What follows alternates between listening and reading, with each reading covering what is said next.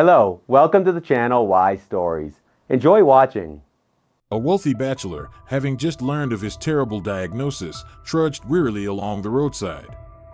He spotted a starving homeless woman with a child and brought them home with him. But when he went to check on them the next morning, he froze in shock at what he saw. Wet November snow was falling in heavy flakes, instantly turning into muddy slush under the feet of passers-by. David Sanchez walked down the street, not watching where he was going. He felt numb inside, and even the cold seeping under the collar of his expensive cashmere coat seemed insignificant. The phrase uttered by the weary-faced professor rang in his ears, making it impossible to focus on anything else. "You have stage 4 glioblastoma. Inoperable. I wish I could give you hope, but 8 months, maybe a year. That's the best-case scenario." How many times in his life had David thought about death? Probably only when he buried his parents. His father had died of a heart attack 15 years ago, his mother 3 years later, stroke. He had been so busy launching a new production line at the time that he couldn't even attend the funeral, sending his deputy with a wreath and an envelope for the former neighbor who had taken care of his mother in her final months. Now David stopped and looked up at the sky. Snowflakes landed on his face, melting and mixing with the tears he didn't even try to hold back. What was the point? 52 years old, millions in the bank, his own business, a 3-story mansion in an elite neighborhood, a collection of antique watches, a yacht on the Mediterranean, and no one. No one who would genuinely cry at his funeral, except maybe over the loss of a lucrative partner or employer. The pain had started 6 months ago, but he blamed it on fatigue. Then came memory lapses, odd sensations in his right hand. It wasn't until he lost the ability to speak for several minutes during an important negotiation that real fear set in. Tests, MRIs, consultations with the best specialists. And now, the verdict. He unconsciously turned toward the park. In this weather, it was nearly deserted, just a couple of dog walkers rushing past. His legs carried him to a bench half covered in snow. David brushed it off and sat down, overcome by a strange indifference. Scenes from his life flickered before his eyes. Missed opportunities. A failed engagement to Felicia, who had left when she couldn't handle his obsession with work. Business trips, deals, contracts, sleepless nights in front of the computer. He didn't know how long he had been sitting there when a soft child's voice nearby broke his trance. "Mom, I'm cold. When are we going home?" David turned his head and only then noticed a young woman and a boy of about 5 sitting on the other end of the bench. The woman, painfully thin, was wrapping the boy in a worn-out jacket that clearly wasn't his size. Their belongings, an old backpack and a battered duffel bag, were by their feet. "Hang in there, Fernando," the woman whispered, holding her son. "We'll be warm soon." Something in her voice made David shudder. It wasn't the voice of a beggar or professional panhandler. It was the voice of someone in genuine hardship but still holding onto their dignity. "Excuse me," David said, surprising himself, "are you all right?" The woman flinched and held the boy tighter. Fear flickered in her eyes, then caution. "Yes, thank you," she said, trying to smile, though it came out unconvincing. "We're just resting." "In this weather?" David nodded toward the boy, whose lips had turned a bluish hue. "Your son needs to be somewhere warm." She bit her lip, and David noticed the tears that glistened in her eyes before she quickly brushed them away with a gloved hand. "We have nowhere to go," she finally admitted softly. "But we'll manage. It's only temporary." The boy coughed, and the woman looked at him with concern, then back at David.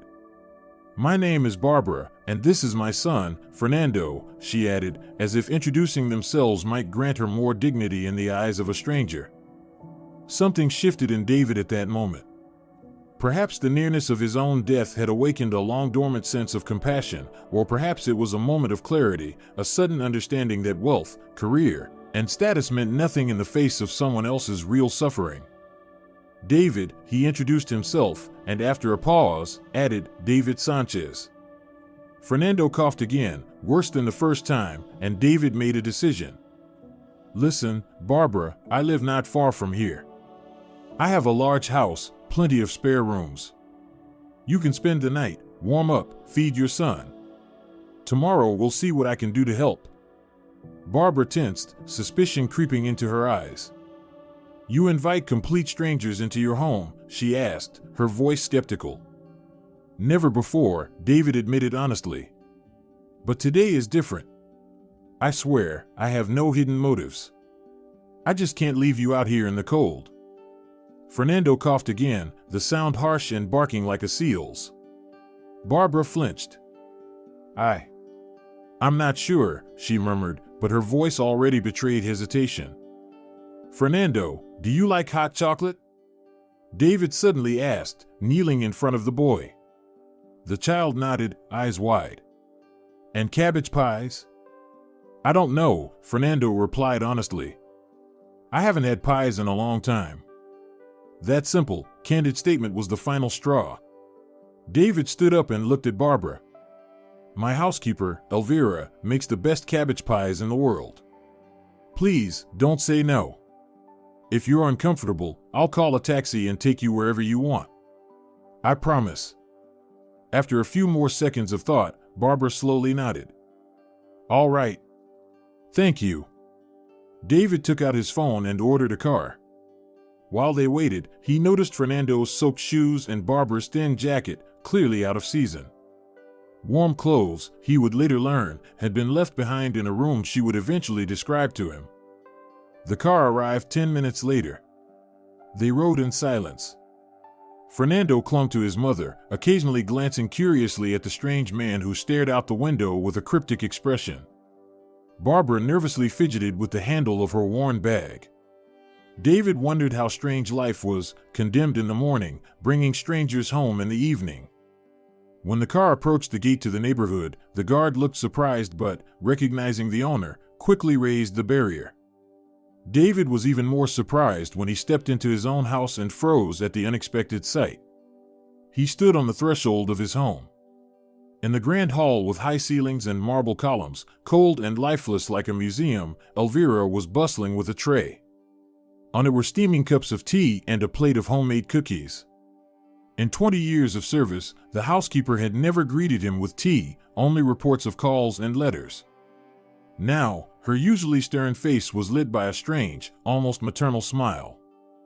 Señor Sanchez, what happened? Elvira placed a tray on the table by the stairs. You're pale as a sheet. Please, sit down. He didn't have time to answer.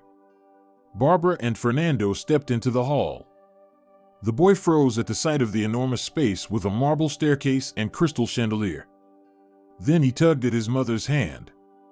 Mom, are we at the train station? He asked loudly, his voice echoing through the hall. Elvira froze at the sight of the strangers. After so many years, she was used to David never bringing guests unannounced, especially ones like these. Elvira, meet Barbara and Fernando, David said, taking off his coat. They'll be staying with us. The housekeeper blinked but quickly composed herself. Of course, Señor Sanchez. I'll prepare the green guest room, it's the warmest. Barbara's face flushed with embarrassment. We don't want to cause trouble. No trouble at all, David said firmly. Fernando, you must be hungry. The boy nodded solemnly, then asked with innocent curiosity. Is it true rich uncles have golden toilets? Elvira choked, and David unexpectedly burst out laughing. For the first time that terrible day. The laughter came from deep within, unstoppable, releasing something that had long been dammed up inside. No, Fernando, I have regular toilets, he said, wiping tears of laughter from his eyes. But if you want, we can go check. While Elvira, muttering to herself, led the guests upstairs, David walked into his study and sank heavily into the armchair. His head was splitting. He pulled an envelope with the test results from his desk drawer and reread the conclusion, glioblastoma. Rapid progression. Poor prognosis. The words blurred before his eyes. Half an hour later, Elvira peeked into the study. Señor Sanchez, dinner is served. Your guests are waiting in the dining room. Thank you, he said, rising to his feet, then suddenly asked, "Elvira, didn't you have children?" "2 sons," she nodded, surprised by the question. "They live in another city, raising their own kids now." "What does a boy like Fernando need?" "What kind of toys?" "Clothes?" The housekeeper looked at her employer intently and sighed. "You should see a doctor first, Senor Sanchez. You've been looking like a ghost for days. Then you can start worrying about other people's children." He only nodded, not telling her that he had already seen every doctor he possibly could. In the grand dining room with a 12-seat table, Barbara and Fernando sat side by side, visibly uneasy amid the crystal and silver. David sensed the setting was overwhelming them and suggested they move to the kitchen, which felt cozier and more lived in. "This will be better. Elvira and I usually eat here." That wasn't true. He usually ate alone in his study, poring over documents. But this lie seemed harmless. In the kitchen, Fernando came to life. While Elvira reheated the cabbage pies she'd made earlier, the boy curiously explored the modern appliances. "We had burners with little flames on our stove," he said, peering at the induction cooktop. "Where's the fire here?" "There is no fire," David smiled. "It's a special stove. It heats things differently." Over dinner, Barbara gradually began to open up. After her 3rd pie, she finally told her story. She had grown up in an orphanage in a small town. After finishing vocational school, she studied at a medical college and worked as a nurse in a district clinic. There, she met Fidel, a technician from a company that serviced medical equipment. She fell in love and got pregnant. Fidel had promised to marry her at first, but after Fernando was born, he started pulling away and eventually disappeared altogether. "I had a room in a dormitory. It was enough for me and Fernando," she said, staring into her tea. "Then I saw Fidel again, 3 years later. He seemed changed, said he regretted everything. I believed him." Her voice held no bitterness, only weariness. "He suggested I sell my room and buy an apartment. He found a buyer, had me sign a power of attorney." She paused, swallowing a lump in her throat. "Anyway, he took the money and vanished. Fernando and I were evicted. I rented a room in a hostel, but last night the landlord tried to get handsy, so we had to run. Our things, our documents, everything's still there." David listened, and an emotion he hadn't felt in years welled up inside him. Not the cold anger of a businessman, but simple human outrage. "We'll find your documents," he said firmly. "And we'll figure out your housing situation." "You're not obligated to help us," Barbara said, shaking her head.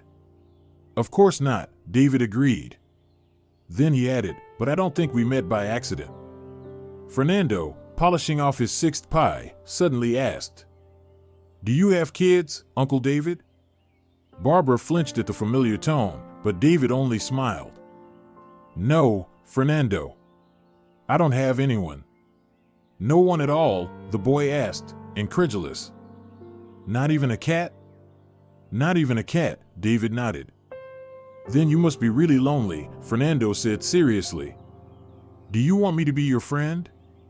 Something turned over in David's chest. A lump formed in his throat, and he quickly wiped away the tears welling in his eyes. "Thank you, Fernando. I'd like that very much." After dinner, David showed them to their rooms. While Barbara tucked her son into bed, he went back downstairs to his study and made a few calls. First, to his lawyer, to start the process of recovering Barbara's documents. Then to the head of security at his company, to find this Fidel. And finally, to the owner of an upscale children's clothing store, a longtime acquaintance. When he returned from the store, he found Barbara in the living room, standing by the window, watching the falling snow. "Fernando asleep?" David asked, placing the shopping bags on the couch. "Yes, he's exhausted," she said, turning around and noticing the bags. "What's all this?" "Essentials," he replied simply. "More will come tomorrow. I guessed Fernando's size as best I could. As for yours—" "I can't accept this," she said firmly. "That's not why I—" Barbara, David interrupted gently, I know you didn't come with me for this. But you need help. And he paused, searching for the right words. I need a reason. Even if it's just for the few months I have left. What are you talking about? She asked, frowning. I'm dying, David said quietly. I was diagnosed today. 8 months, maybe a year. Inoperable brain tumor. Barbara gasped, covering her mouth with her hand. That's why, he continued evenly, I'm proposing a deal. You and Fernando stay here. I'll help you get back on your feet, recover your documents, maybe find work. And in return, you just let me be a part of your life. Fill this house with something real while I'm still here. Tears welled in her eyes. This isn't a deal, she whispered. I don't even know what to call it. Maybe a miracle, David smiled. For both of us. That night, for the first time in years, he slept without a sleeping pill. And in the morning, he awoke to strange sounds coming from the hallway, children's laughter, footsteps, clinking dishes. He threw on his robe and stepped out, freezing at the sight before him. Fernando, dressed in one of David's shirts that trailed behind him like a royal cloak, was marching importantly down the hallway, holding a toy phone brought in during the night. Hello, he said in a businesslike tone, clearly mimicking David's manner. Connect me to the president. Hello, Mr. President. This is Director Fernando Perez. I'd like to discuss toys for the orphanage. David stood still, afraid to move. Something warm and bright filled his chest. For the first time in years, he felt needed, not as a businessman, but as a person. Fernando, don't be noisy, Barbara said as she stepped out of the room. Then she saw David. I'm sorry, we woke you. No, not at all, he said, shaking his head. It's just. I haven't heard anything so right in this house in years. Elvira, coming down the stairs with a tray, grumbled, look at that, growing into a real businessman. Just like you, Senor Sanchez. And in that moment, David was surprised to realize that the pounding headache that had plagued him for weeks was gone. As if the presence of these people had somehow filled him with strength. Uncle David, Fernando ran up to him, can I work at your company when I grow up? Of course, David said seriously. But first, you'll need a good education. I don't even go to kindergarten right now, the boy sighed. And school's coming soon. We'll fix that first thing, David said. Then, after a pause, he added, but for now, how about breakfast? Elvira makes the best cheese pancakes in the world. Over breakfast, David watched his house come alive. Or rather, the building that had never truly been a home. It was as if vibrant color had suddenly returned to his gray, monochrome world. Later came a trip to the toy store, where Fernando excitedly picked out building blocks and toy cars, while David secretly wiped away tears watching the boy's eyes light up. There was a meeting with the lawyer, who promised to recover Barbara's documents as quickly as possible. A call from security, Fidel had been found in a nearby town, squandering the stolen money. And in the evening, once Fernando was asleep, Barbara found David in his study. He sat hunched over papers, pale and exhausted. Are you feeling all right? She asked softly from the doorway. Just tired, David said, setting down his pen. So many things all at once. You don't have to solve all our problems, Barbara said gently, walking closer. Let me make you some tea. I'm good at it. That simple offer touched him deeply for some reason. You know, David said, watching her gather the teacups, I spent my whole life being proud that I didn't need anyone. Now I realize that wasn't strength. It was weakness. Barbara smiled, and for the first time in a long time, David felt that maybe death wasn't the end. That something would live on after him. Not just money, real estate, and company shares, but something real, something human. The warmth he could give to these two souls, lost in a cold world, just as he himself had once been lost. December turned out to be unusually snowy. Outside the mansion windows, large flakes danced through the air, covering the ground with a soft white blanket. David sat in an armchair by the fireplace, watching Fernando play with a new building set. It had been 3 weeks since Barbara and her son crossed the threshold of his home, and in those weeks, more had changed in David Sanchez's life than in the previous 10 years. Elvira came in, heavy-footed on the carpet, carrying a tray of tea. "How's your head, Senor Sanchez?" she asked, setting down the cups. "Better," he replied, and it was true. After the meeting with the professor, David had expected a rapid decline, but it hadn't come. The pain came in waves, heavy and dull, then receded for days at a time. "It's all those pies Barbara's making," Elvira chuckled. "She's got a light touch." And indeed, since Barbara's arrival, the kitchen felt like it was under some kind of gentle spell.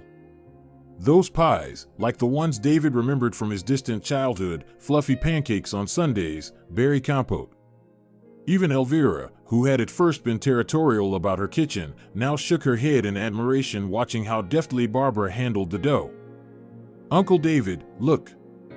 Fernando ran over with a car he'd built from the set.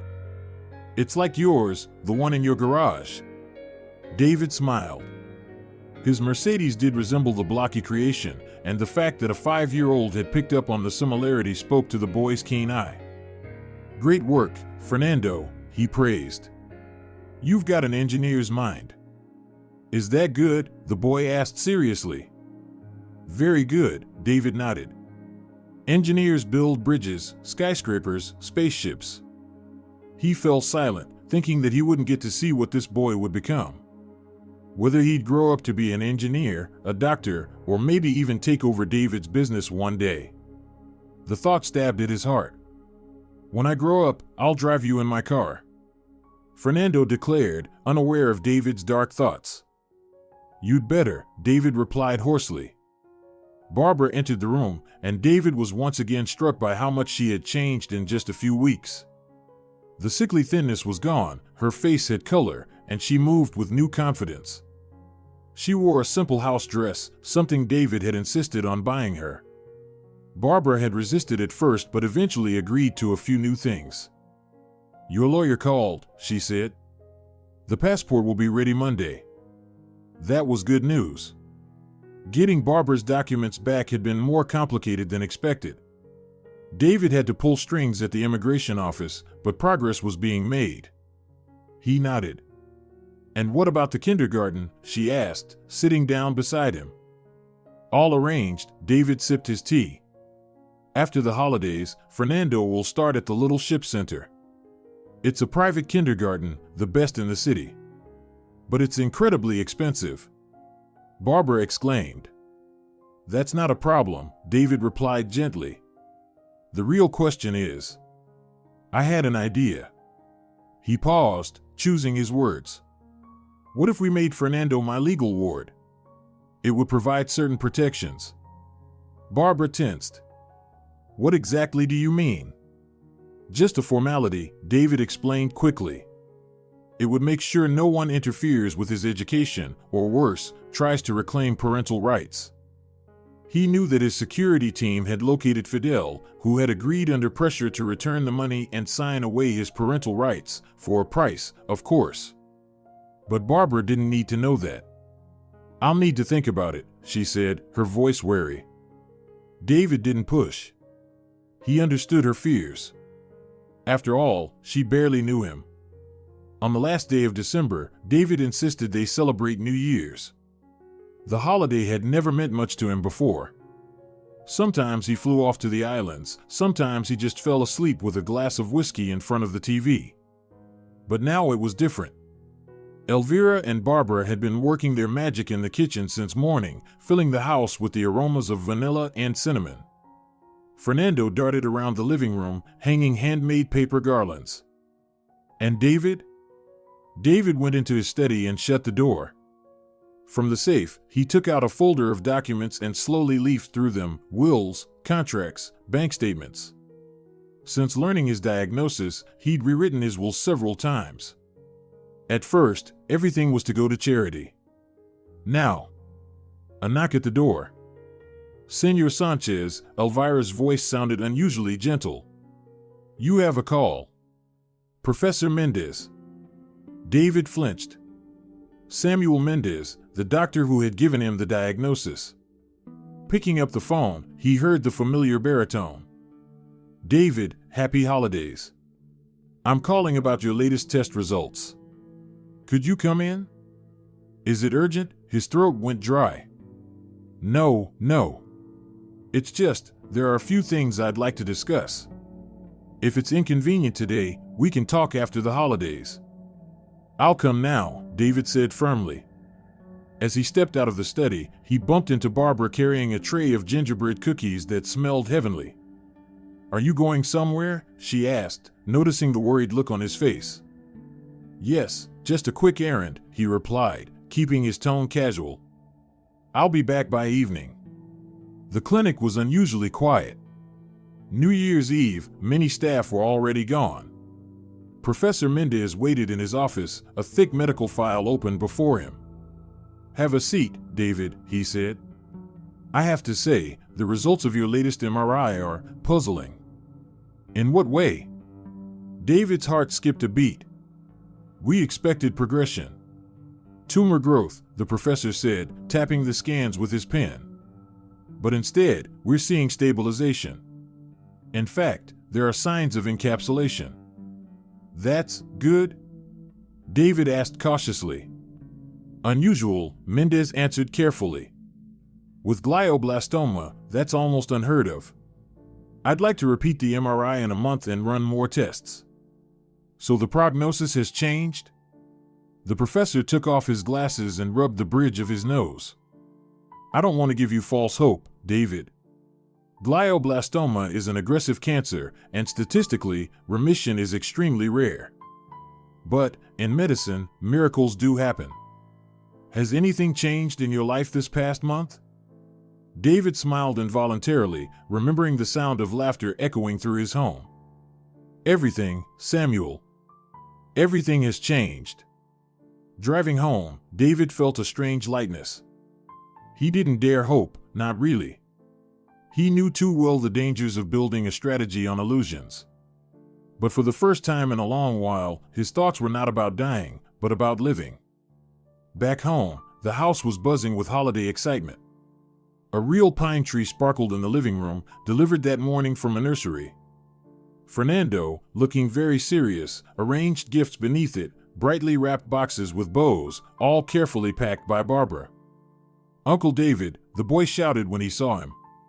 "You're back. We made a surprise for you." He grabbed David's hand and dragged him into the kitchen. There, on the table, stood a cake with the word "thank you" spelled out in chocolate letters. "Barbara made it herself," Fernando announced proudly. "And I helped put on the letters." Barbara gave a shy smile. "It's really nothing compared to what you've done for us." David felt a lump rise in his throat.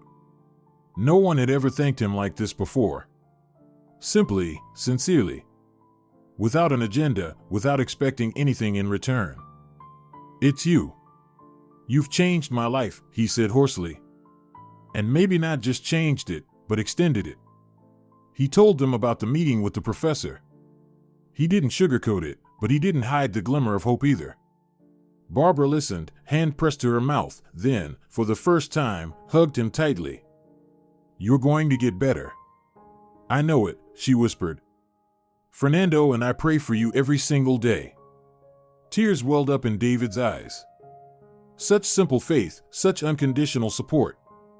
Elvira, who had appeared in the kitchen doorway, cleared her throat delicately. "There's, a courier here. Says it's an urgent delivery for Fernando Perez." The boy jumped up excitedly. "For me? A real courier?" In the entryway stood a young man in a uniform jacket holding a large box. "Does Fernando Perez live here?" he asked in an official tone. "That's me." "I'm Fernando," the boy exclaimed, stepping forward. "Please sign here." The courier handed him a tablet with an electronic form. Fernando signed a squiggly line with a very serious expression, then accepted the box and carried it reverently into the living room. "Señor Sanchez," Barbara said with a half-scolding shake of her head once the courier had gone, "you're spoiling him." "That wasn't me," David smiled. "That was Santa Claus." Inside the box was a remote-controlled helicopter, an exact replica of the one David sometimes used for business trips. Alongside it was a card, for a true future director, from Santa. Fernando squealed with delight, and David looked at the boy's radiant face and thought that maybe, just maybe, he would live to see him start first grade.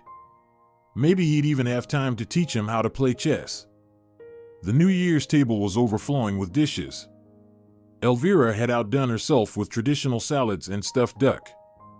Barbara contributed her signature pies, and David brought up a bottle of vintage champagne from the cellar, and, after some thought, a bottle of sparkling lemonade for Fernando. 5 minutes before midnight, they stepped out onto the terrace. The snowy garden sparkled under the starlit sky. Only the quiet murmur of voices from neighboring mansions disturbed the peace, where others too were preparing to welcome the new year. "Can I talk to Santa?" Fernando asked seriously as the clock began to chime 12. "Of course," David nodded. "Santa," the boy said in a clear voice, looking up at the night sky, "please make sure Uncle David doesn't get sick anymore. And let us always live together. And let Mommy have a pretty dress like a princess." Barbara laughed softly, brushing away a tear, and hugged her son tightly. David looked at these two people who had come into his life so unexpectedly and felt a strange sense of peace. No matter what happened next, he was no longer alone. And that meant everything. When they returned inside, Fernando was already nodding off. Barbara took him upstairs to bed, while David remained in the living room, watching the candles flicker on the Christmas tree. "Happy New Year, Senor Sanchez," Elvira said, placing a cup of herbal tea before him. "Quite a celebration, huh?" "The best of my life," he replied sincerely. The old housekeeper studied him closely. "You know, I've worked for you for 20 years. And this is the first time I've seen you smile like you mean it. That girl and her boy, they've been good for you." David nodded. "I know, Elvira. And I'm afraid I won't have time." "You will," she said firmly. "You'll see. You'll even dance at that rascal's wedding. I know people. You're strong. You'll outlast the storm." When Barbara came downstairs, David had already made up his mind. "I want to adopt Fernando," he said without preamble.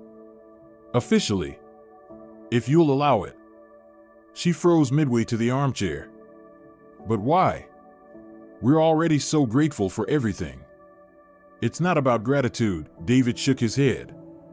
"It's about his future. I want Fernando to have every opportunity in life, good schools, the best universities, seed money for a business. And to make sure no one can take it away." "Even if," she didn't finish the sentence, but he understood. "Even if I'm gone," David said firmly. "Then you'll be his legal guardian and the trustee of the fund I've set up. I've thought it all through." Barbara sank into the armchair, looking at him, dazed. "But you hardly know us. Sometimes you learn more about a person in a month than in decades of business deals," David smiled. "Think about it. It's important. For Fernando, and for me." The new year began with hope.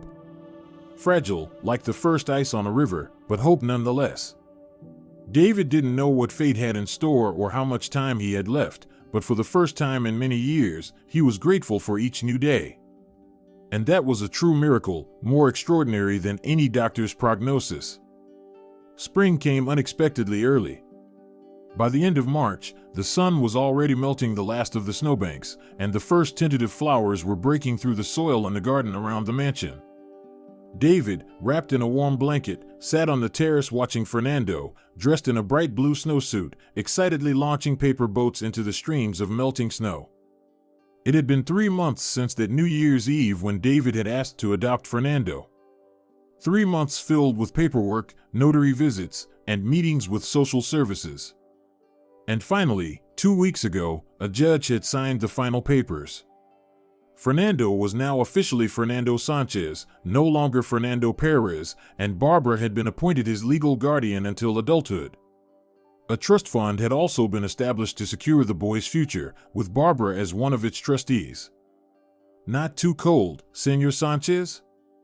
Elvira came onto the terrace carrying a tray with steaming tea. "No, it's actually quite warm now," David smiled, accepting the cup. "How's our pie coming along?" "Barbara's working her magic," the housekeeper smirked. "Poppy seed this time, just like you like." Elvira sat beside him.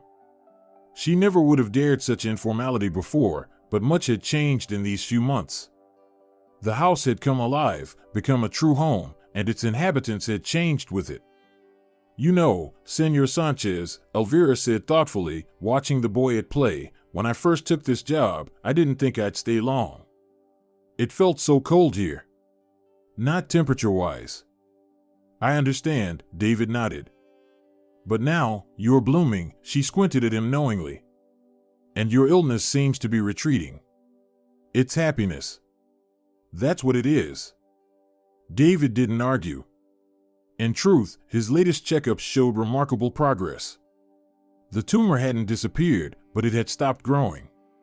In fact, it had begun to form a capsule, something that, according to Professor Mendez, could open the door to surgery, once thought impossible. "Grandpa!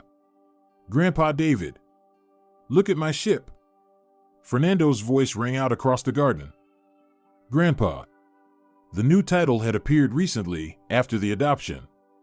At first, it had startled David, but he quickly grew used to it. And now, each time he heard it, it filled him with warmth. "That's an excellent ship, Admiral," he called back, watching the paper boat, made from a page of Forbes magazine, with his own face on the cover, sail down a springtime stream. Barbara stepped onto the terrace, wiping her hands on her apron. "Pie's almost ready," she said. "Fernando, time to wash up." "5 more minutes," the boy pleaded. 3, Barbara replied firmly. "Not a second more." She sat next to David. "How are you feeling today?" That question had become part of their daily ritual. David knew by now that if he tried to hide anything, Barbara would sense it. She always did. "Not bad," he said. "A little dizzy this morning, but better now." "Good," she nodded. "Don't forget, we've got an appointment with Mendez tomorrow." "Isn't that the day after?" "No, I had to move it." "He's flying out to a conference in Switzerland," she said, adjusting the blanket on his knees. David nodded. It was strange, but now it was Barbara who managed his medical schedule. With her arrival, the house had gained a rhythm. A structure. A daily routine. A medicine chart, neatly kept records of all test results and scans. The sound of the kitchen timer rang out. "Pie's ready," Barbara said, standing up. "Fernando, time's up." The boy reluctantly tore himself away from his boats and shuffled toward the house. As he passed David, he suddenly stopped and asked with a businesslike air, "Grandpa, is it true that I'm a Sanchez now, like you?" "It's true," David smiled. "And everything that's yours will be mine?" Barbara gasped. "Fernando? What kind of question is that?" "It's all right," David gestured gently to stop her. "Tell me, Fernando, why do you want everything I have?" The boy frowned, deep in thought, scrunching his forehead with concentration. "So Mom doesn't have to work so much. So we can always live in this house. And so I can help other kids who don't have a home, like we didn't before." David caught his breath. There was so much sincerity and simple human wisdom in the eyes of the 5-year-old that for a moment, it felt as if it wasn't Fernando speaking, but someone much older and wiser. "You know," David said, pulling the boy into a hug, "I think you will use everything I have much better than I ever did." After lunch, once Fernando had gone down for his nap and Elvira had left for town to do some shopping, David and Barbara remained in the living room. Through the half-open window came the song of the first spring birds. "I got a letter from Fidel," Barbara said suddenly, not looking at David. He tensed. Since Barbara and Fernando had come into his life, that name had barely been mentioned. "What does he want?" "Forgiveness," she said with a bitter smile. "He says he's changed, he's sorry, he wants to see his son." "Is that so?" David said, trying to keep his voice neutral. "And what have you decided?" Barbara turned to him. I'm not going to answer. Fernando is happy here. He has you. She hesitated, a real grandfather, which Fidel never was as a father. She paused, then added quietly, sometimes I think this is all a dream. That I'll wake up back on that bench in the snow, holding a hungry child in my arms. This isn't a dream, David said gently. It's a miracle. Yes, maybe. He fell silent for a moment. You know, all my life I thought the most important thing was success, measured in money and status. I believed that if I just climbed high enough, happiness would come. But it didn't. And only now do I realize that happiness was close all along. I was just looking in the wrong direction. Barbara smiled. My grandmother at the orphanage where I grew up used to say, happiness is like a butterfly, the more you chase it, the further it flies. But sit still, and it'll land right in your hand. She was a wise woman, David nodded. Shame I never had a grandmother like that. They sat in silence for a while, watching the embers in the fireplace. I'm thinking of getting a puppy, David said suddenly. For Fernando. What do you think? A puppy? Barbara looked surprised. What kind? A Newfoundland, he replied. Big, calm dogs. Great with kids. Fernando will have someone to play with in the garden, and I'll feel more at ease, knowing there's a protector by your side. Barbara was about to protest, but changed her mind. She understood what David was really saying. Despite the improvements, the illness hadn't disappeared, and the thought of what might come still loomed over both of them. In early April, the house welcomed a new resident, a shaggy black puppy with a white patch on his chest, whom Fernando immediately named Count. The pup quickly grew from an awkward fluffball into a bear-like dog with intelligent eyes, who followed Fernando everywhere and slept by his bed. By May, David's condition had improved enough for the doctors to seriously consider surgery. Professor Mendez convened a board of specialists. After long debate, they decided to take the risk. A new method using a gamma knife offered a chance to remove the now well-defined tumor. 30%, David, Mendez said seriously at the next appointment. That's not bad at all in your case.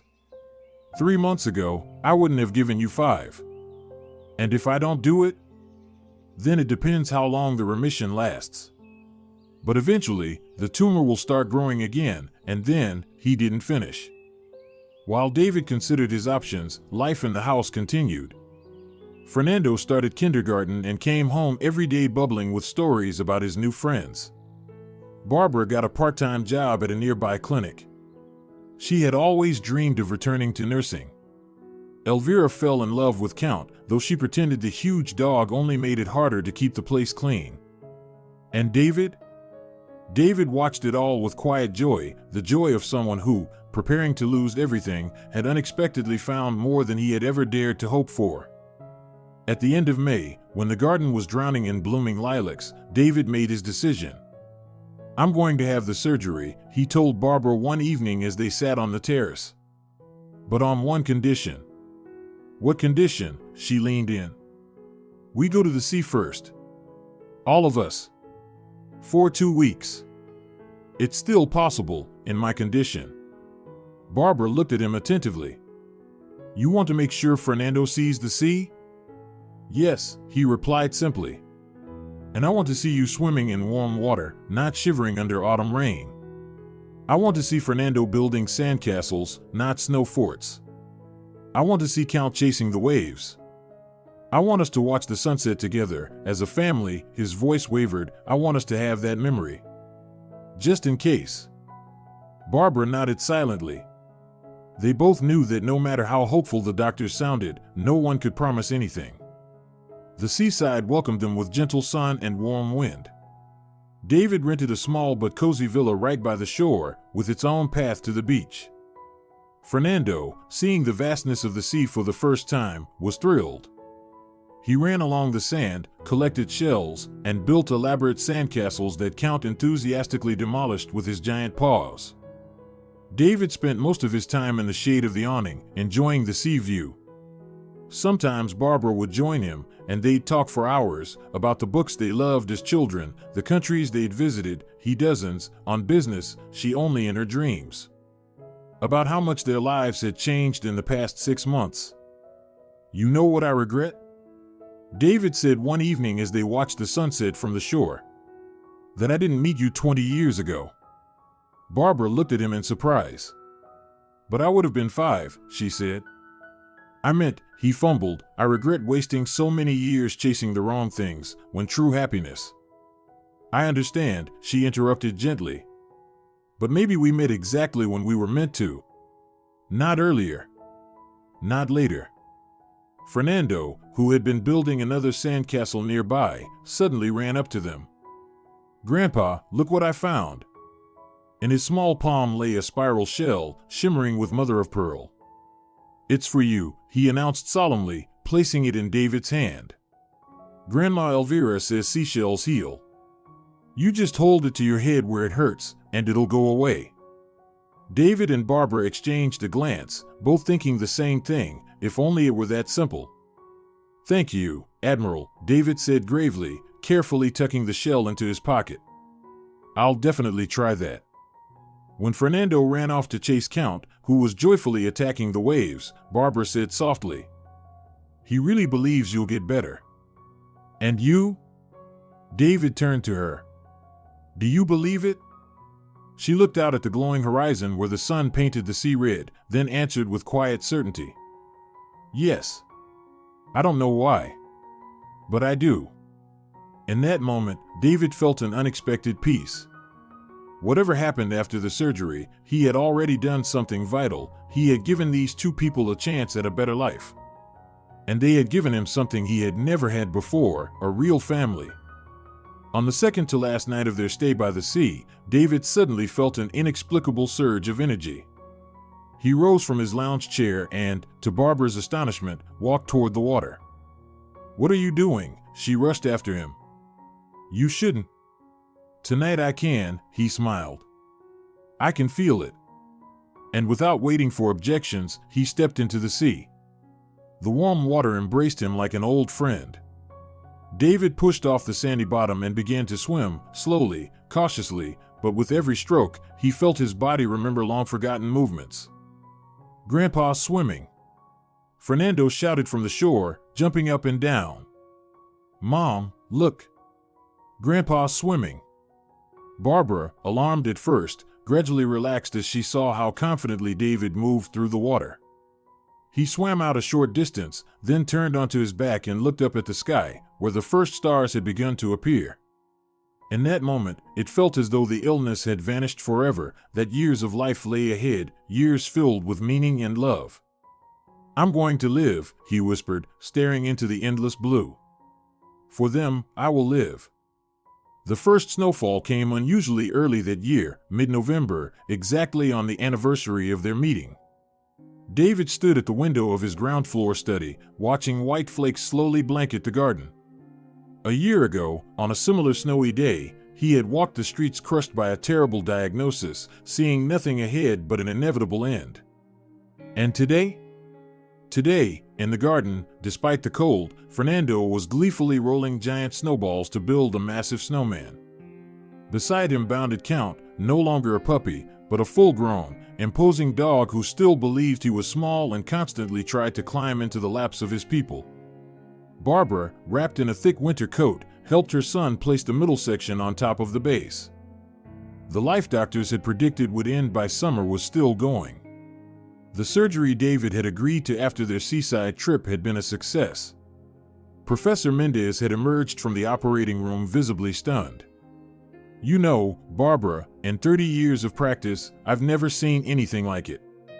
The tumor almost seemed to help us. It separated cleanly from the healthy tissue. It happens, but very rarely." Barbara had burst into tears right there in the hospital corridor, not caring who saw her. And Fernando, when she called from the hospital, replied matter-of-factly, "I told you Grandpa would get better. I wished for it 3 times when the stars were falling." The recovery period was hard. For several days, David hovered between life and death, followed by weeks of grueling rehabilitation. His right hand didn't respond well, his speech faltered, and his memory sometimes failed. But Barbara was always there, patiently helping him relearn the simplest things. They lived like a family in the hospital. Elvira brought homemade food, Fernando drew Grandpa a new picture every day, and Barbara all but moved into the room, sleeping in a chair beside him. When a nurse tried to remove her for violating hospital rules, Barbara simply showed her medical ID and said, "He's my father. I'm staying." That little lie, spoken so firmly, touched David in an unexpected way. Did she truly see him that way? After he was discharged, David continued his recovery at home. His right hand was strengthened with special exercises. His speech improved through bedtime reading, usually to Fernando, which also helped his memory. And now, a year after their first meeting, David stood at the window watching his family, yes, he could now call them that without hesitation, enjoying the first snow. The headache still came back occasionally. Some days the weakness kept him in bed. But the tumor hadn't returned. Each new scan confirmed it, no signs of relapse. Professor Mendez insisted on using the word clear, not remission. He believed David's case was unique. "Grandpa," came Fernando's voice from outside. "Come join us. We're almost done." David smiled, threw on his warm coat, the same one he wore the day they met, and stepped onto the terrace. The stairs to the garden were still a bit of a challenge, but he managed, gripping the railing tightly. The snowman was impressive, nearly as tall as Fernando. The boy was attaching a carrot for the nose, while Barbara adjusted the scarf around its neck. "Look at this guy," Fernando said proudly, stepping back to admire the creation. "He's magnificent," David nodded seriously. "But he's missing something." "What?" the boy asked, scanning the snowman. Let me think," David pretended to ponder. "Maybe a hat." "That's it," Fernando exclaimed. "We still have that old top hat somewhere. I'll go get it." He dashed back into the house while Barbara approached David. "You shouldn't have come out, it's freezing. How's your head?" "No worries," he smiled. "I feel great today. Some days everything seems gray and blurry. But today," he lifted his face to the falling snow, "today everything feels crystal clear." Barbara looked at him intently, then quietly took his hand, naturally, as if it were something she'd always done. "Thank you. For everything." "It's I who should thank you and Fernando," David shook his head. "You brought me back to life, literally." "You know," Barbara said softly, watching the snowfall, "sometimes I think fate brought us together. I never used to believe in things like that." But now, she didn't finish. Fernando returned, triumphantly carrying the old top hat David had once saved as a memento from his first major business deal. "Here," he handed it to David. "You put it on. Your arms are longer." David carefully placed the hat on the snowman's head. Instantly, it looked more dignified, almost alive. "Now he looks just like Grandpa," Fernando said seriously, stepping back. "Except Grandpa's nose isn't a carrot." They all laughed, and their laughter echoed through the snowy garden, pure and genuine, like the first snow itself. That evening, after Fernando had gone to bed and Elvira had retired to her room, David and Barbara sat in the living room by the fire. Count dozed at David's feet, occasionally twitching in his sleep, perhaps chasing something in his dog dreams. "There's something I've been meaning to discuss with you," David began, watching the flames. "It concerns your future." Barbara looked up from her book. "Our future?" "No, your future," he corrected gently, "and Fernando's, of course. You see, I haven't gotten any younger this year. And despite the doctor's optimism, they can't guarantee the illness won't return." "Don't say that," Barbara frowned. "We'll manage." "Of course," David nodded. "But being prepared for anything is in my nature. A businessman always calculates risk." He stood and walked over to a table where a thick folder of documents lay. Everything is arranged, he said, handing it to her. The house, the accounts, the company shares, they're all in Fernando's name, with you as trustee until he comes of age. Elvira is provided for with a lifetime stipend. But there's one more thing I wanted to discuss. Barbara set the folder aside without opening it. Senor Sanchez, we've already talked about this. I don't want. It's not about the money, he interrupted. Or at least, not just about that. I've been thinking, he hesitated, searching for the right words. Thinking about us. About you. And me. Barbara froze, and her eyes filled with something between hope and fear. You misunderstood, David said quickly, noticing her expression. I meant legalities. You see, my relationship with Fernando is formalized now, he's legally my son. But your status isn't defined. And that creates complications. What kind of complications? She asked quietly. For example, in the hospital, you had to claim you were my guardian, even though you're not. If something happened, you wouldn't have any legal right to make decisions about my treatment. And I wouldn't have any rights concerning you. Legally, we're strangers. Barbara looked down, silent. David knew he wasn't saying quite what he wanted to, but he couldn't find the right words. I thought about adoption, he finally said. But you're an adult woman, and that would be strange. Then I considered power of attorney, but those are temporary. And what are you suggesting? She asked, looking up at him. I don't know, David admitted. At my age, with my medical history, proposing anything more would be inappropriate. A silence fell between them, broken only by the crackling of the fire and the steady breath of the sleeping dog.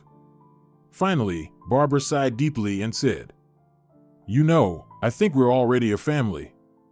Regardless of what any paper says. Absolutely, David nodded. But. No buts, she smiled. If official status matters that much to you, I can be your daughter. Not by paperwork, but in essence. Fernando can be your grandson, and I'll be your daughter. A real family. There were tears in her eyes, and David knew she meant it. This young woman, who had endured so many hardships, truly saw him as the father she never had. Thank you, he said hoarsely. That means a great deal to me. That night, David lay awake for a long time, staring into the darkness, reflecting on the twists of fate. His entire life had been about being first in business, and status, and wealth. And only when he found himself at death's door did he realize what truly mattered. Not money, not power, not fame, but simple things, the sound of a child's laughter behind a door, the smell of baking pies in the kitchen, the warmth of a hand when you're in pain. He thought about Barbara, who could have been his daughter if she'd been born just a little earlier. About how easy it was to imagine that she truly was his daughter. And about how fortunate he was that fate, or chance, or something else, had brought them together that snowy November day. Turning onto his side, David realized that for the first time in many years, he wasn't afraid of tomorrow. Winter was snowy and, surprisingly, mild. In the garden, Fernando and his kindergarten friends built an entire snow town, complete with towers and bridges. Barbara had thrown herself into her work at the clinic, where she was praised for her extraordinary empathy with patients. And David? David was slowly returning to his company, which had slipped somewhat during his illness. But now he looked at business differently, not as an end in itself, but as a way to secure his family's future and help others. Under his initiative, the company launched a charity program supporting orphanages, and he personally ensured the funds reached those in need, not the pockets of bureaucrats. In February, David had his first serious headache since the surgery. He was home alone, Barbara was at work, Fernando at school, and even Elvira had gone out shopping. The pain struck suddenly, knocking the ground out from under him. He barely managed to reach the armchair before everything went dark.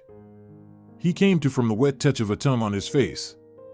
Count, sensing something was wrong, was licking his cheek and whining softly. When David tried to move, the dog grabbed his shirt sleeve in his teeth and pulled him toward the phone on the table.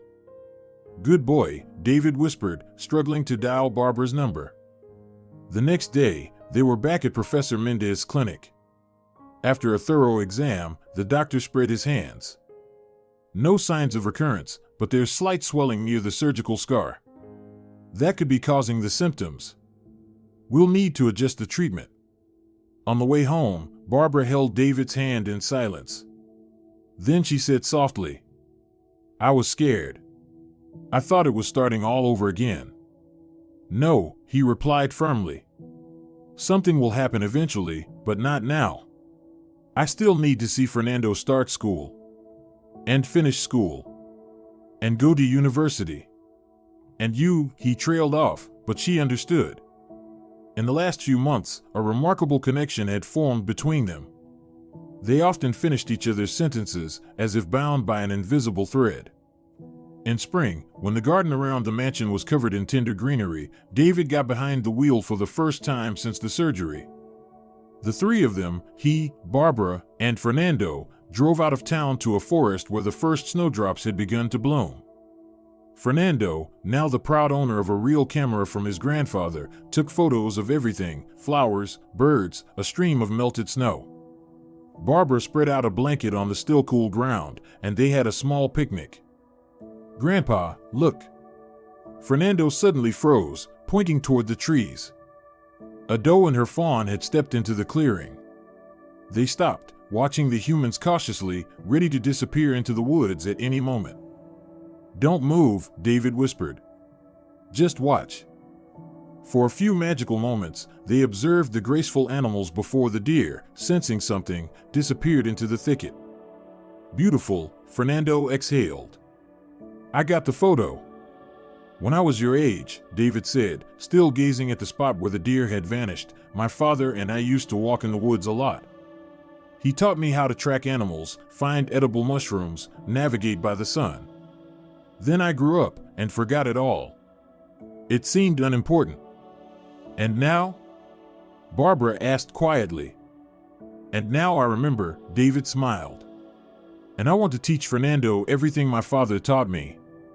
Everything I still know." In November, exactly 2 years after their first meeting, it snowed again.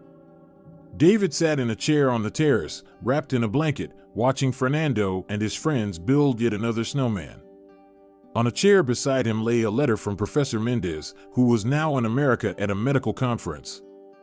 "Your case is unique," the professor had written. "I've shared it with colleagues, and they're very interested. It may help other patients." Barbara came onto the terrace with 2 mugs of fragrant tea. "What are you thinking about?" "Time," David answered. 2 years ago, I thought I had only a few months. And today," he smiled, taking the cup from her, "today I'm planning a fishing trip with Fernando next summer." She sat down beside him. "I've been thinking about my work at the clinic." "You want to quit?" David asked, concerned. "No," Barbara shook her head. "The opposite. They offered me a chance to take advanced training courses. And maybe later, enroll in medical school. Professor Mendez believes I'd make a good doctor." "That's a wonderful idea," David said, clearly pleased. "I always said you had a talent for medicine. Remember how you helped me recover after the surgery?" "I remember," she nodded. "But studying will take a lot of time, and Fernando." "I'll help with Fernando," David interrupted. "And Elvira will too. We'll manage. What matters is that you do what truly makes you happy." They sat in silence for a while, watching the children play in the snow. Then Barbara asked quietly, "What do you think would have happened if we hadn't met that day? If you had walked past?" David thought for a moment, watching the snow fall. "You know, I reread Tolstoy recently. There's a line, 'All happy families are alike, each unhappy family is unhappy in its own way.' Well, I think we really are a happy family. Maybe not a typical one, but a real one." Barbara smiled. "You didn't answer the question." "If I had walked past," David said seriously, "I would have died alone. And you? You would have made it, I know. But the path would have been much harder." "Thank you for not walking past," she said simply. 15 years later, Dr. Fernando Sanchez stood at the window of his office in a modern neurosurgery clinic named after Professor Mendez, watching the snow fall. On his desk lay a patient file, diagnosis, glioblastoma, grade 4. The very same diagnosis that had almost taken the life of his adoptive grandfather 15 years earlier.